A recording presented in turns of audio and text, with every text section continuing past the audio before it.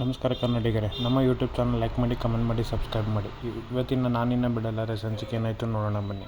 ಇಲ್ಲಿ ಶರತನ ತಂಗಿ, ಅಣ್ಣ ನೀನು ಎಲ್ಲೋಗಿದೆ, ಇಷ್ಟೊತ್ತ ಕಾಣ್ತಿಲ್ಲ ಅಂದಾಗ ನಂಗೆ ಭಯನ ಆಯಿತು ಅಂದಾಗ ಶರತ್, ಆ ಕೋಟ್ ನನಗೆ ತುಂಬ ಬೇಕಾಗಿತ್ತು. ಯಾಕೆಂದರೆ ಹಿತ ಕೊಟ್ಟಿದ್ದು ಅದೊಂದೇ ಕೋಟ್ ನನಗೆ, ಅದರಲ್ಲಿ ಅವಳು ಕೈ ಹಚ್ಚಿರೋಂಥ ಕೋಟು.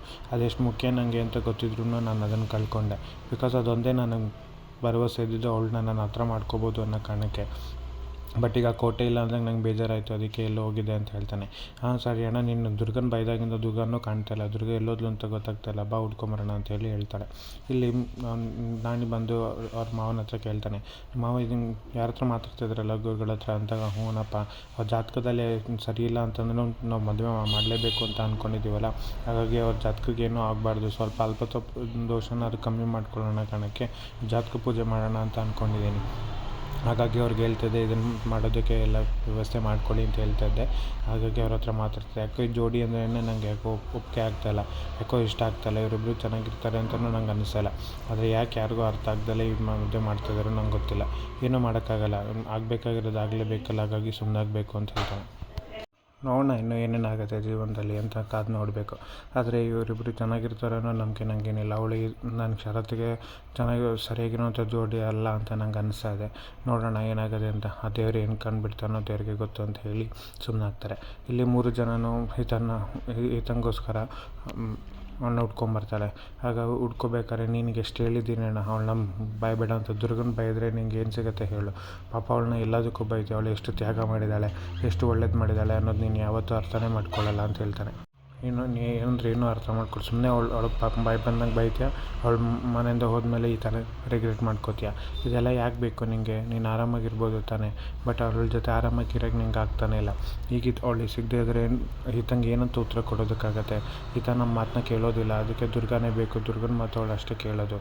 ಎಂತಾನು ಮಾಡಿದ ಹುಡ್ಕೋಣ ಬನ್ನಿ ಅಂತ ಹೇಳಿ ಅವಳು ತಂಗಿ, ಸರಿ ಬಾ ನಿಂಗೆ ಏನು ಹೇಳಿದ್ರು ಅಷ್ಟೇ, ಬಾ ಹೋಗೋಣ ಮನೆಗೆ ಅಂತ ಹೇಳಿ ಶರತ್ನ ಕರ್ಕೊಂಡು ಮನೆಗೆ ಹೋಗ್ತಾಳೆ. ಮನೆ ಹತ್ರ ಹೋಗೋ ಅಷ್ಟರಲ್ಲಿ ಮನೆ ಹತ್ರ ಆಲ್ರೆಡಿ ದುರ್ಗಾ ಮನೆ ಮುಂದೆ ಕೂತಿರ್ತಾಳೆ. ಮನೆ ಮುಂದೆ ಕೋಟ್ನ ಇಟ್ಕೊಂಡು ಕೂತಿರ್ಬೇಕಾದ್ರೆ, ದುರ್ಗಾ ನೀನು ಎಲ್ಲೋಗಿದ್ದೆ, ಎಲ್ಲಿದ್ದೆ ಇಷ್ಟು ತನಕ ಅಂತ ಕೇಳಿದಾಗ, ಆ ಬಸ್ಸು ನಾನು ಕೋಟ್ ಉಟ್ಕೊಂಡು ಹೋಗಿದ್ದೆ, ಆ ಕೋಟ್ ಉಟ್ಕೊಂಡು ಹೋದಾಗ ನನಗೆ ಕೋಟ್ ಸಿಕ್ತು, ನಿಮ್ಮದು ತೊಗೊಳ್ಳಿ ಅಂತ ಹೇಳ್ತಾಳೆ. ದುರ್ಗಾ ಇದೆಲ್ಲ ಹೇಗಾಯಿತು, ನೀನು ಎಲ್ಲೋಗಿದ್ದೆ, ನಿಂಗೆ ಹೆಂಗೆ ಸಿಕ್ತು ಅಂತ ಕೇಳಿದಾಗ, ಹ್ಞೂ ಬಾಸು ಇದನ್ನು ಕೋಟ್ನ ಕಸದ ಬುಟ್ಟಿಗೆ ಹಾಕಿದ್ವಲ್ಲ, ಆ ಕಸದ ಬುಟ್ಟಿಯನ್ನು ತೊಗೊಂಡೋಗಿ ಎಲ್ಲಿ ಕಸ ಹಾಕ್ತೀರಾ ನೀವು ಅಂತ ಕೇಳಿದೆ. ಅವ್ರು ನಂಗೆ ದಾರಿ ತೋರಿಸಿದ್ರು. ಹಾಗೆ ಅಲ್ಲೋಗಿ ನಾನೆಲ್ಲ ಕಸದ ಇದನ್ನು ಹುಡುಕಿ ತೊಗೊಂಬಂದಿದ್ದೀನಿ.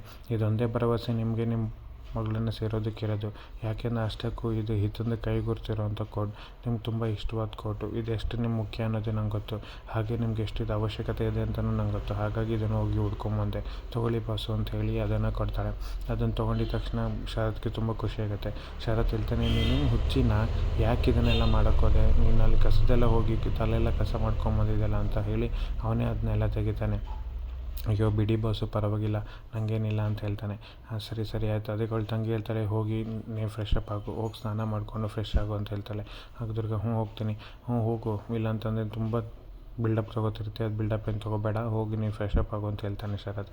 ಅದಕ್ಕೆ ದುರ್ಗಾ ಹೇಳ್ತಾಳೆ, ಬಾಸು ನೀವು ಹಿಂಗೆ ನನ್ನ ರೇಗಿಸಿದ್ರೆ ನಾನು ಸುಮ್ಮನೆ ಇರಲ್ಲ ಅಂತ ಹೇಳ್ತಾಳೆ. ಏನು ಮಾಡ್ತೀಯಾ, ನಾನು ಹಿಂಗೆ ರೇಗಿಸೋದು, ಏನು ಮಾಡ್ತೀಯಾ ಅಂತ ಶರತ್ ಕೇಳ್ತಾನೆ. ಇಬ್ಬರು ತಮಾಷೆಯಾಗಿ ಜಗಳ ಆಡ್ತಿರ್ತಾರೆ. ಅದನ್ನು ನೋಡಿ ಅವಳು ತಂಗಿ ಹೇಳ್ತಾಳೆ, ಸಾಕು ನೀವು ಜಗಳ ಆಡಿದ್ದು, ಇಲ್ಲಿಗೆ ಮುಗಿಸಿ, ದುರ್ಗಾ ನೀನು ಫಸ್ಟ್ ಹೋಗಿ ಫ್ರೆಶ್ ಅಪ್ ಆಗು ಅಂತ ಹೇಳಿ ಕಳಿಸ್ತಾಳೆ. ದುರ್ಗಾ ಸರಿ ಆಯಿತು ನಾನು ಹೋಗ್ತೀನಿ ಅಂತ ಹೇಳಿದಾಗ ಶರತ್ ಕರೆದು ಥ್ಯಾಂಕ್ಸ್ ಹೇಳ್ತಾನೆ. ಅದಕ್ಕೆ ದುರ್ಗಾ ಥ್ಯಾಂಕ್ಸ್ ಏನು ಬೇಡ ಅಂತ ಹೇಳಿ ಅಲ್ಲಿಂದ ಹೋಗ್ತಾಳೆ. ಶರತ್ನ ತುಂಬ ಖುಷಿಯಿಂದ ತೊಗೊಂಡು ಒಳಗೆ ಹೋಗ್ತಾನೆ. ಅವನ ತಂಗಿ ಮತ್ತು ಅವನ ತಮ್ಮನಿಬ್ಬರೂ ಖುಷಿ ಆಗ್ತಾರೆ. ಇಲ್ಲಿ ಮಾಯಂಗ್ ಬೆಳಗ್ಗೆ ಆಗುತ್ತೆ. ಮಾಯಿ ಎಚ್ಚರ ಆಗ್ತಾಳೆ. ಎಚ್ಚರ ಆಗಿದ ತಕ್ಷಣ ಆ ಕನ್ನಡಿನಲ್ಲಿ ಅಂಬಿಕಾ ಕಾಣಿಸ್ತಾ ಇರ್ತಾಳೆ. ಆದರೆ ಅವಳಿಗೆ ಅದು ಮಾಯಿಂಗೆ ಕಾಣಿಸ್ತಿರಲ್ಲ. ಮಾಯಿಂಗೆ ಕಾಣಿಸಿದಾಗ ಅವರಲ್ಲಿ ಫೋಟೋನ ಅಂಟಿಸಿರ್ತಾರೆ, ಅದು ಶರತ್ದು ಮತ್ತು ದುರ್ಗಂದು ಮತ್ತು ಹಿತ ಇರೋಂಥ ಫೋಟೋ ಅಂಟಿಸಿರ್ತಾರೆ. ಆ ಫೋಟೋ ನೋಡಿದ್ರೆ ಮಾಯಿಂಗೆ ಕೋಪ ಬರುತ್ತೆ, ಸಿಟ್ಟು ಬರುತ್ತೆ ಅನ್ನೋ ಕಾರಣಕ್ಕೆ ಅದನ್ನೆಲ್ಲ ಅಂಟಿಸಿರ್ತಾರೆ. ಅದು ನೋಡಿದ ತಕ್ಷಣ ಅವಳಿಗೆ ಸಿಟ್ಟು ಬರುತ್ತೆ. ಇನ್ನೂ ನಿನಗಿದೆ ನಿನಗೆ ಹಿಂಗೆ ಉರಿಸ್ಬೇಕು ಅಂತ ಹೇಳಿ ಅಂಬಿಕಾ ಅನ್ಕೋತಾಳೆ. ಆದರೆ ಇದನ್ನು ಮಾಡಿದ್ದು ಯಾರು ಅಂತ ಆಮೇಲೆ ಗೊತ್ತಾಗುತ್ತೆ. ಹಿತಾನೇ ಇದನ್ನು ಫೋಟೋ ತೊಗೊಂಬಂದು ಅಂಟಿಸಿರ್ತಾಳೆ. ಯಾಕೆಂದರೆ ಮಾಯಂಗೆ ಇರಿಟೇಟ್ ಮಾಡಬೇಕು ಅಂತಲೇ ಹಿತ ಇದನ್ನು ಮಾಡಿರ್ತಾಳೆ. ಆಗ ಇದನ್ನು ಮಾಯ ಅಲ್ಲಿಂದ ಬಂದು ಡೈನಿಂಗ್ ಟೇಬಲ್ ಮೇಲೆ ಕೂತ್ಕೋತಾಳೆ. ಡೈನಿಂಗ್ ಟೇಬಲ್ ಪ್ಲೇಟ್ ಇಟ್ಟಿದ ತಕ್ಷಣ ಪ್ಲೇಟ್ ಕೆಳಗಡೆನೂ ಅದೇ ಫೋಟೋ ಇರುತ್ತೆ. ಇದು ಯಾರು ಈ ಫೋಟೋನ ಇಲ್ಲಿ ಇಟ್ಟಿದ್ದಾರಲ್ಲ, ಯಾಕೆ ಹಿಂಗೆ ಮಾಡ್ತಿದ್ದಾರೆ ಅಂತ ಹೇಳಿ ಆ ಫೋಟೋನ ಮತ್ತೆ ಹರಿದು ಬಿಸಾಕ್ತಾಳೆ. ನೀರು ಜಗ್ ತೊಗೊಂಡ್ರು ಅಲ್ಲೂ ಅದೇ ಇರುತ್ತೆ.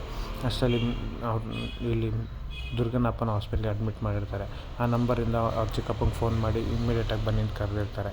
ಹಾಗೆ ಹಾಸ್ಪಿಟ್ಲಿಗೆ ಹೋಗಿ ನೋಡಿದಾಗ ನಿಮ್ಮ ಅಣ್ಣ ಇವರು ಅಂತ ಹೌದು ಇವ್ರು ನಮ್ಮ ಅಣ್ಣ ಆಗಬೇಕು, ನಿಮ್ಗೆ ಹೆಂಗೆ ನಂಬರ್ ಸಿಕ್ತು ಅಂದಾಗ ಇವ್ರ ಜೋಬಲ್ಲಿ ಆ ನಂಬರ್ ಇತ್ತು ಅಂತ ಡಾಕ್ಟ್ರ್ ಹೇಳ್ತಾರೆ.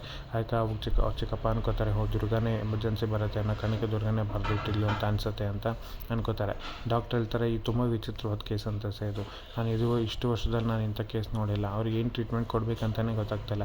ಯಾಕೆಂದರೆ ಅವ್ರು ಹೆಂಗಿದ್ದಾರೆ ಬಂದಾಗಿಂದ ಹೆಂಗಿದ್ದಾರೆ ಈಗಲೂ ಹಂಗೆ ಇದ್ದಾರೆ. ಅವರಲ್ಲಿ ಏನೂ ಆ್ಯಕ್ಟಿವಿಟಿನೇ ಕಾಣ್ತಾಯಿಲ್ಲ. ಹೀಗೆ ಬಂದಾಗಿಂದ ಹೀಗೆ ಮಲಗಿದ್ದಾರೆ, ಅವ್ರದ್ದು ಬೇರೆ ಏನೂ ಆಗಿಲ್ಲ. ಸೊ ಇನ್ನು ಏನು ಮಾಡಬೇಕು, ಹೆಂಗೆ ಟ್ರೀಟ್ಮೆಂಟ್ ಕೊಡಬೇಕಂತಲೇ ಗೊತ್ತಾಗ್ತಿಲ್ಲ ಅಂತ ಹೇಳಿ ಡಾಕ್ಟ್ರ್ ಅಲ್ಲಿಂದ ಹೊರಡ್ತಾರೆ. ಅವ್ರ ಚಿಕ್ಕಪ್ಪ ಆ ಕಡೆ ತಿರುಗೋ ಅಷ್ಟರಲ್ಲಿ ಅವ್ರಿಗೆ ಅವನ ಹಾವಿನಿಂದ ಬಂಧನ ಮಾಡಿರೋದು ಕಾಣಿಸುತ್ತೆ. ಆದರೆ ಅವ್ರ ಚಿಕ್ಕಪ್ಪಂಗೆ ಅದು ಕಾಣಿಸಲ್ಲ. ಅಲ್ಲಿಗೆ ಮಾಯಂಗೆ ಕಾಟ ಕೊಡೋಕ್ಕೆ ಅಂತಲೇ ನೀರಿನ ಗ್ಲಾಸ್ ಕೆಳಗಡೆನೂ ಅದೇ ಫೋಟೋ ಇಟ್ಟಿರ್ತಾರೆ.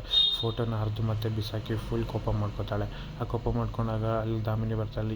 ಏನಾಯಿತು ಅಂತ ಕೇಳಿದಾಗ ಇಲ್ಲಿ ಯಾರೋ ಬೇಕಂತಲೇ ಶರತ್ ದುರ್ಗನ ಫೋಟೋ ಇಟ್ಟು ನಂಗೆ ಇರಿಟೇಟ್ ಮಾಡ್ತಿದ್ದಾರೆ. ಅದು ಯಾರು ಇರಿಟೇಟ್ ಮಾಡ್ತಿದ್ದಾರೋ ನನ್ನ ಕೈಗೆ ಸಿಗಬೇಕು, ಅವ್ರಿಗೆ ನಾನು ಕತೆ ಕಾಣಿಸ್ತೀನಿ ಅಂತ ಮಾಯ ಹೇಳ್ತಾಳೆ. ಅದಕ್ಕೆ ನೀನೇ ಎದುರಿಸೋವಂಥದ್ದು ಧೈರ್ಯ ಇಲ್ಲಿ ಯಾರಿಗಿದೆ ಮಾಯ, ನೀನು ತಲೆ ಕೆಡ್ಸ್ಕೊಬೇಡ ಅಂತ ಹೇಳಿ ಹೇಳ್ತಾಳೆ. ಮಾಯ ಅಲ್ಲಿಂದ ಹೋಗ್ತಾಳೆ. ಇದನ್ನು ಹಿತ ಮತ್ತು ಶರತ್ ತಂಗಿ ಇಬ್ಬರು ಅಲ್ಲಿ ನಿಂತ್ಕೊಂಡು ನೋಡ್ತಾರೆ. ಇದರಲ್ಲಿ ಮಾಯ ನಾನು ಬರ್ತೀನಿ ಇರು ಅಂತ ಹೇಳಿ ಅವಳು ಮಾಯನಿಂದ ಹೋಗ್ತಾಳೆ. ಒಳ್ಳೆ ಕೆಲಸ ಮಾಡಿದ್ವಿ ಹಿತ, ಅವಳಿಗೆ ಹಿಂಗೆ ಹುರ್ಕೊಂಡು ಇವತ್ತೆಲ್ಲ ಹುರ್ಕೋಬೇಕು, ಅವಳು ಇರೋವಂಥದ್ದು ಸಿಟ್ಟನ್ನೆಲ್ಲ ಹೊರಗೆ ತರಬೇಕು ಅಂತ ಹೇಳ್ತಾಳೆ. ನೆಕ್ಸ್ಟ್ ಏನು ಪ್ಲ್ಯಾನ್ ಮಾಡೋದು ಅಂತ ಯೋಚನೆ ಮಾಡ್ತಾ ಇರ್ಬೇಕಾದ್ರೆ ಹಿತ ಹೇಳ್ತಾಳೆ, ನಾವು ಗಿಣಿಗೆ ಹೇಳೋಣ, ಅವಳನ್ನ ಪ್ಲ್ಯಾನ್ ಮಾಡ್ತಾನೆ ಅಂತ. ರಾಣಿಗೆ ಹೇಳ್ತಿದ್ದೆ, ರಾಣಿ ಆದರೆ ಒಳ್ಳೆ ಪ್ಲ್ಯಾನ್ ಮಾಡ್ತಾಳೆ, ನಾವು ಸರಿ ಅದೇ ಪ್ಲ್ಯಾನ್ನ ತೊಗೊಳ್ಳೋಣ ಬಾ, ಹೋಗಿ ರಾಣಿ ಹೆಲ್ಪ್ ತೊಗೊಳ್ಳೋಣ ಅಂತೇಳಿ ಅಲ್ಲಿಂದ ಕರ್ಕೊಂಡು ಹೋಗ್ತಾಳೆ. ಅಷ್ಟರಲ್ಲಿ ಇಲ್ಲಿ ಹಿತ ಮತ್ತು ದುರ್ಗ ಇಬ್ಬರು ಅವ್ರ ತಾತಂಗೆ ಮಾತ್ರೆ ಕೊಡೋಂಥ ಟೈಮ್ ಆಗಿರುತ್ತೆ. ಅವರಿಬ್ರು ಅವ್ರ ತಾತಂಗೆ ಮಾತ್ರೆ ಕೊಡೋಕ್ಕೆ ಅಂತ ಬಂದಾಗ ಟ್ಯಾಬ್ಲೆಟ್ ಕೊಡ್ತಾರೆ. ಅವ್ರ ತಾತ ಟ್ಯಾಬ್ಲೆಟ್ ತೊಗೋತಾರೆ. ಇಲ್ಲಿ ನೀನು ನೋಡಿದ್ರೆ ಆ ತಾಯಿನೇ ನೋಡ್ದಂಗೆ ಆಗುತ್ತೆ. ಕೈ ಎತ್ತು ಮುಗಿಬೇಕು ಅಂತ ಅನಿಸುತ್ತೆ ಅಂತ ಹೇಳಿ ದುರ್ಗಾ ಮಾತೆನ ನೆನ್ಪು ಮಾಡ್ಕೋತಾರೆ. ದುರ್ಗಾ ಅನ್ಕೋತಾಳೆ, ಇವ್ರ ಹೆಂಡ್ತಿನ ಕಿತ್ಕೊಂಡಿದ್ದ ದೇವರು, ಇವ್ರ ಸೊಸೆನ ಕಿತ್ಕೊಂಡಿದ್ದಾರನ್ನ ಇಷ್ಟೊಂದು ಭಕ್ತಿಯಿಂದ ನೋಡ್ತಾರಲ್ಲ, ಅವಳಿಗೇನೋ ಅನ್ಸೋದೇ ಅಲ್ವಾ, ಯಾಕೆ ಇವರೆಲ್ಲ ಅಷ್ಟೊಂದು ನಂಬ್ತಾರೆ, ಹಂಗಾದ್ರೆ ನಾನು ನಮ್ಮ ಅಕ್ಕ ನೋಡ್ಕೊಂಬಂದಿದ್ದೀನ, ನಮ್ಮ ಕೈಯಲ್ಲಿ ಏನಾದರೂ ಸಿಗಬೇಕಿತ್ತಲ್ಲ ಅಂತ ದುರ್ಗಾ ಅನ್ಕೋತಾಳೆ. ಅದಕ್ಕೆ ಅಷ್ಟರಲ್ಲಿ ಅವ್ಳಿಗೊಂದು ಫೋನ್ ಬರುತ್ತೆ. ಫೋನ್ ಬಂದಾಗ ಅವ್ರ ಚಿಕ್ಕಪ್ಪ ಫೋನ್ ಮಾಡಿರ್ತಾರೆ. ಹಾಂ ಹೇಳಿ ಚಿಕ್ಕಪ್ಪ, ಹೇಗಿದ್ದೀರಾ, ನೀವು ಆರಾಮಾಗಿದ್ದೀರಾ ಅಂತ ಕೇಳ್ತಾಳೆ. ನಾನು ಆರಾಮಾಗಿದ್ದೀನಪ್ಪ, ಆದರೆ ಇಲ್ಲಿ ನಿಮ್ಮಪ್ಪ ಅಂತಾನೆ. ಅಪ್ಪಂಗೆ ಏನಾಯಿತು ಅಂತ ಅಂದಾಗ ನಾನು ಇಲ್ಲ ಗೊತ್ತಿಲ್ಲ, ನೀವು ಅಪ್ಪಂಗೆ ಏನಾಗಿದೆ ಅಂತ ಇಲ್ಲಿ ಹಾಸ್ಪಿಟ್ಲಿಗೆ ಅಡ್ಮಿಟ್ ಮಾಡಿದ್ದಾರೆ. ಸದಾಶಿವನಗರ ಹಿಂದೆಗಡೆ ಒಂದು ಹಾಸ್ಪಿಟ್ಲ್ ಇದೆಯಲ್ಲ, ಆ ಹಾಸ್ಪಿಟ್ಲಲ್ಲಿ ಅಡ್ಮಿಟ್ ಮಾಡಿದ್ರೆ ನೀನು ಇಲ್ಲಿಗೆ ಬಂದುಬಿಡು ಅಂತ ಅವ್ರ ಚಿಕ್ಕಪ್ಪ ಹೇಳ್ತಾರೆ. ಸರಿ ಚಿಕ್ಕಪ್ಪ, ನಾಳೆಗೆ ಬರ್ತೀನಿ, ನೀವು ಅಲ್ಲೇ ಇರಿ ಅಂತ ಹೇಳ್ತಾಳೆ. ಸರಿ ಅಂತ ದುರ್ಗ ಯೋಚನೆ ಮಾಡೋಕ್ಕೆ ಶುರು ಮಾಡ್ತಾಳೆ. ಅಪ್ಪಂಗೆ ಏನಾಯಿತು, ಅಪ್ಪಂಗೆ ಏನಕ್ಕೆ ಹಾಸ್ಪಿಟ್ಲಿಗೆ ಸೇರಿಸಿದ್ದಾರೆ ಅಂತ ಅವಳಿಗೆ ಭಯ ಶುರು ಆಗುತ್ತೆ. ಅದಕ್ಕೆ ಹಿತನ ತಾತ ಕೇಳಿದಾಗ ಅವಳು ಹೇಳ್ತಾಳೆ, ನಾವು ಅಪ್ಪನ ಹಾಸ್ಪಿಟ್ಲಿಗೆ ಅಡ್ಮಿಟ್ ಮಾಡಿದಾರಂತೆ, ನಾನು ಈಗಲೇ ಹೋಗಬೇಕು ಅಂತ ಹೇಳ್ತಾಳೆ. ಸರಿ ಆಯಿತು ಹೋಗು ಅಂತ ಹೇಳ್ತಾಳೆ. ಅಷ್ಟರಲ್ಲಿ ಹಿತ ನಾನು ಬರ್ತೀನಿ ನಿನ್ನ ಜೊತೆ ಅಂತ ದುರ್ಗನ ಕೇಳ್ತಾಳೆ. ಅದಕ್ಕೆ ದುರ್ಗ ತಾತನ ಕೇಳ್ತಾಳೆ, ನಾನು ಹಿತನ ಕರ್ಕೊಂಡು ಹೋಗ್ಬೋದಾ ಅಂತ. ಅದಕ್ಕೆ ಅವ್ರ ತಾತ ಸರಿ ಕರ್ಕೊಂಡು ಹೋಗೋಣ ಜೊತೆಗೆ ಅಂತ ಹೇಳಿ ಅವರಿಬ್ಬರನ್ನ ಕಳಿಸ್ಕೊಡ್ತಾರೆ. ಇಲ್ಲ ಅವ್ರ ತಾತ ರಿಲ್ಯಾಕ್ಸ್ ಮಾಡಬೇಕಾದ್ರೆ ಅವ್ನು ಶರತ್ ಬರ್ತಾನೆ.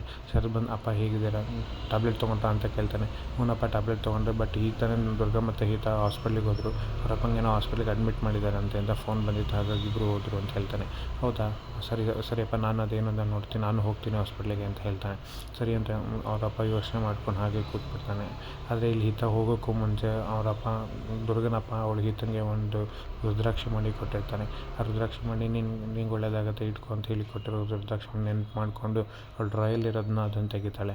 ತೆಗೆದು ಕೈಯಲ್ಲಿ ಇಟ್ಕೊಂಡು ಅದನ್ನು ಹಾಸ್ಪಿಟ್ಲಿಗೆ ಹೋಗ್ಬೇಕಾದ್ರೆ ದುರ್ಗನ ಅಪ್ಪಂಗೆ ಕೊಡೋಕ್ಕೆ ಅಂತ ಎತ್ಕೊಂಡು ಹೋಗ್ತಾಳೆ. ಇದರಿಂದ ದುರ್ಗನ ಅಪ್ಪಂಗೆ ಮಾಡಿರೋ ಬಂಧನ ಕಳಿಸ್ಬೋದು. ಮುಂದೇನಾಗುತ್ತೆ ಕಾದು ನೋಡೋಣ.